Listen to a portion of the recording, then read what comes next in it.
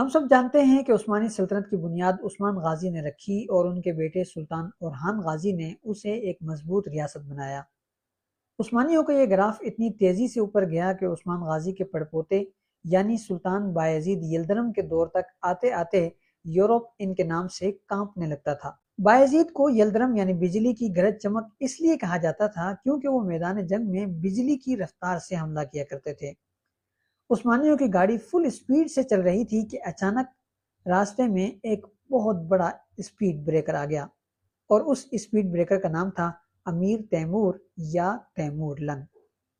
سن 1402 میں انقرہ کے میدان میں تاریخ کی سب سے خوفناک لڑائی ہوئی۔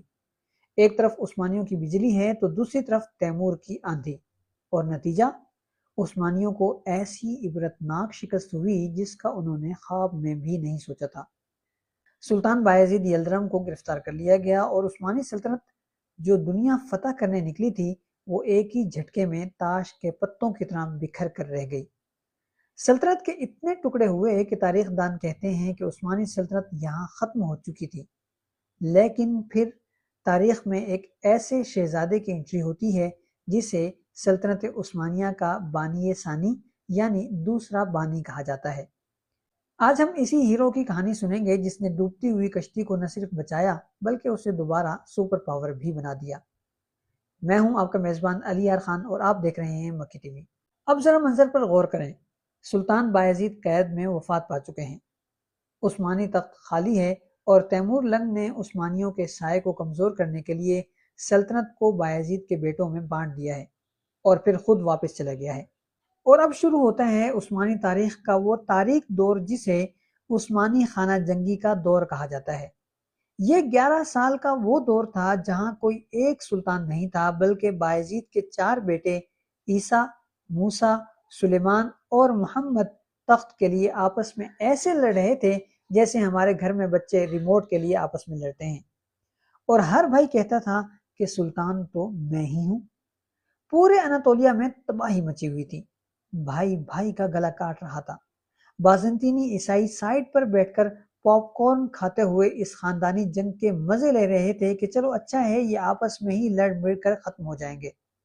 لیکن ان چاروں بھائیوں میں ایک بھائی ایسا بھی تھا جس کے پاس صرف تلوار نہیں تھی بلکہ سیاسی دماغ بھی تھا، اور وہ تھے شہزادہ محمد اول، جنہیں تاریخ سلطان محمد چلپی کے نام سے جانتی ہے۔ انہوں نے آہستہ آہستہ حکمت عملی اور طاقت کے بلبوتے پر اپنے باقی تینوں بھائیوں کو شکست دی اور سن 1413 میں بالآخر عثمانی تخت پر اکیلے بیٹھ گئے۔ اسی لیے انہیں سلطنت کا دوسرا بانی کہا جاتا ہے، کیونکہ اگر محمد چلپی اس وقت عثمانیوں کو اکٹھا نہ کرتے تو آج تاریخ کی کتابوں میں عثمانی سلطنت کا باب 1402 میں بند ہی ہو چکا ہوتا۔ سلطان محمد چلپی نے سلطنت کو تو بچا لیا لیکن ان کی زندگی سکون سے نہیں گزری۔ جیسے ہی انہوں نے تاج سنبھالا ان کے سامنے ایک ایسا فتنہ آ کھڑا ہوا جس نے ڈرامے کی ریٹنگ کو اچانک بڑھا دیا۔ وہ کچھ یوں کہ انقرہ کی جنگ میں بایزید کا ایک اور بیٹا شہزادہ مصطفیٰ غائب ہو گیا تھا۔ سب نے سمجھا کہ وہ تو مارا گیا، لیکن اچانک چند سال بعد ایک شخص نمودار ہوا اور اس نے دعویٰ کیا کہ میں ہی اصل مصطفیٰ ہوں اور عثمانی تخت کا اصل حقدار بھی میں ہی ہوں۔ اب یہاں تاریخ میں ایک بڑا سسپینس پیدا ہو گیا۔ سلطان محمد چلپی اور عثمانی دربار نے کہا کہ یہ بندہ جعلی ہے، یہ کوئی بہروپیہ ہے جسے عیسائیوں نے ہمارے خلاف کھڑا کیا ہے، اسی لیے تاریخ میں اسے دوزم مصطفیٰ یعنی جعلی مصطفیٰ کہا جاتا ہے۔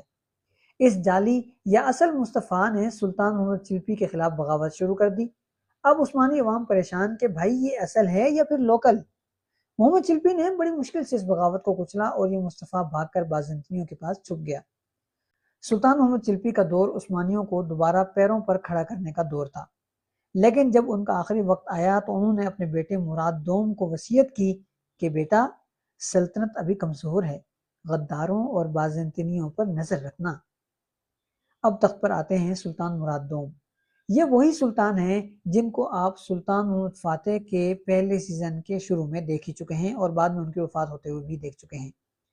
جیسے ہی یہ مراد دوم تخت پر بیٹھے وہ جعلی مصطفیٰ دوبارہ بازنطینیوں کی جیل سے باہر آ گیا اور چچا بن کر بھتیجے کے خلاف جنگ چھیڑ دی۔ مراد دوم نے اپنے اس مبینہ چچا کو شکست دی اور اسے پھانسی پر لٹکا کر قصہ تمام کر دیا۔ لیکن ڈیویڈ کہانی میں سب سے بڑا جھٹکا تو تب لگا جب مراد دوم کے اپنے سگے چھوٹے بھائی نے بھی غداری کر دی، اور اس بھائی کا نام تھا شہزادہ مصطفیٰ کوچک، یعنی چھوٹا مصطفیٰ۔ اب عثمانیوں کے ہاں شاید یہ نام ہی عجیب و غریب تھا کہ جو بھی مصطفیٰ آتا تھا بغاوت کر دیتا تھا۔ بازنطینی شہنشاہ نے اس چھوٹے معصوم شہزادے کے کان بھرے کہ تمہارا بھائی مراد تمہیں مار دے گا، اس سے پہلے کہ وہ کچھ کرے تم خود سلطان بن جاؤ۔ بازنطینیوں نے اسے پیسے اور فوج بھی دی، اور اس سگے بھائی نے اپنے ہی بھائی سلطان مراد دوم کے خلاف اناطولیہ میں بغاوت کر دی اور عثمانی سلطنت کو ایک بار پھر خانہ جنگی میں دھکیل دیا۔ سلطان مراد دوم کے لیے یہ ایک بڑا ہی جذباتی دھچکا تھا کہ ان کا اپنا خون، ان کا چھوٹا بھائی ان کی پیٹھ میں چھرا گھونپ رہا تھا۔ مراد دوم نے دل پر پتھر رکھ کر اس بغاوت کو کچلا اور عثمانی قانون کے مطابق اپنے سگے بھائی کو سزا دی۔ یہ وہ دور تھا جہاں سلطنت کو بچانے کے لیے اپنوں کے خون سے ہاتھ رنگنے پڑتے تھے۔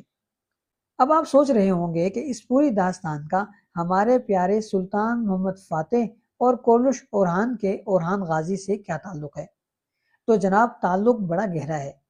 یہ جو سلطان مراد دوم تھے جنہوں نے اپنے بھائی کی غداری کا سامنا کیا اور سلطنت کو بھی مضبوط کیا، یہ کوئی اور نہیں بلکہ سلطان محمد فاتح کے سگے والد محترم تھے، اور یہی وہ چھوٹا بچہ یا شہزادہ ہے جنہیں کولش اورحان کے آخری قسط کے بالکل آخری منظر میں دکھایا گیا ہے، اور وہ اپنے لالا سے یہ پوچھ رہے ہیں کہ یہ جو سامنے کا علاقہ ہے اور یہاں پر جو سلطان اورحان غازی نے جنگ لڑی تھی اس کا نتیجہ کیا نکلا تھا۔ تو لالا پھر ان کو بتاتے ہیں کہ یہاں سلطان اورحان غازی کامیاب ہو گئے تھے، اور جو شہنشاہ تھا وہ پیٹ پھیر کر بھاگ نکلا تھا، اور پھر اس کے بعد سلطنت عثمانیہ مضبوط سے مضبوط تر ہوتی چلی گئی تھی۔ سلطان محمد فاتح نے بچپن سے اپنے دادا محمد چلپی کی سلطنت کو جوڑنے کی محنت اور اپنے والد مراد دوم کی غداروں کے خلاف جنگیں دیکھی تھی۔ انہوں نے دیکھا تھا کہ کس طرح ان کے والد کے دور میں یورپ نے عثمانیوں کو مٹانے کے لیے صلیبی جنگیں شروع کی، اور کس طرح ان کے والد نے وارنا کی جنگ میں یورپ کو ایسی دھول چٹائی کہ پھر کسی کو سر اٹھانے کی کبھی ہمت نہ ہوئی۔ یہی وجہ تھی کہ جب سلطان محمد فاتح تخت پر بیٹھے تو ان کا ویژن بالکل کلیئر تھا۔ وہ جانتے تھے کہ جب تک بازنطینیوں کا یہ گڑھ یعنی قسطنطنیہ قائم ہے، عثمانی سلطنت میں غداریوں اور فتنوں کے بیج بوئے جاتے رہیں گے۔ اسی لیے انہوں نے اپنی پوری طاقت لگا کر قسطنطنیہ کو فتح کیا اور بازنطینی سلطنت کا نام و نشان تک مٹا دیا، تاکہ عثمانیوں کا تخت ہمیشہ کے لیے محفوظ ہو جائے۔ ڈیئر ویورز، تاریخ کا یہ سفر ہمیں سکھاتا ہے کہ سلطنتیں صرف فتوحات سے نہیں بنتی، بلکہ برے وقت میں حوصلہ رکھنے اور بکھری ہوئی قوم کو دوبارہ ایک کرنے سے بنتی ہیں، یکجا کرنے سے بنتی ہیں۔ اگر محمد چلپی اور مراد دوم اس وقت عثمانی سلطنت کا شیرازہ نہ بکھرنے دیتے تو شاید تاریخ کو کبھی محمد فاتح جیسا عظیم سلطان نہ مل پاتا۔ آپ کو عثمانی تاریخ کا یہ دور کیسا لگا؟ کیا آپ کو لگتا ہے کہ شہزادوں کی یہ آپسی لڑائی جائز تھی؟ کمنٹ سیکشن میں اپنی رائے ضرور لکھیے گا۔ ویڈیو کو لائک اور شیئر بھی ضرور کیجیے گا، اور مکی ٹی وی کو سبسکرائب کرنا، لائک کرنا اور فالو کرنا ہرگز مت بھولیے گا۔ اگلے ویڈیو تک اپنے میزبان علی یار خان کو اجازت دیجیے۔ والسلام علیکم ورحمۃ اللہ وبرکاتہ۔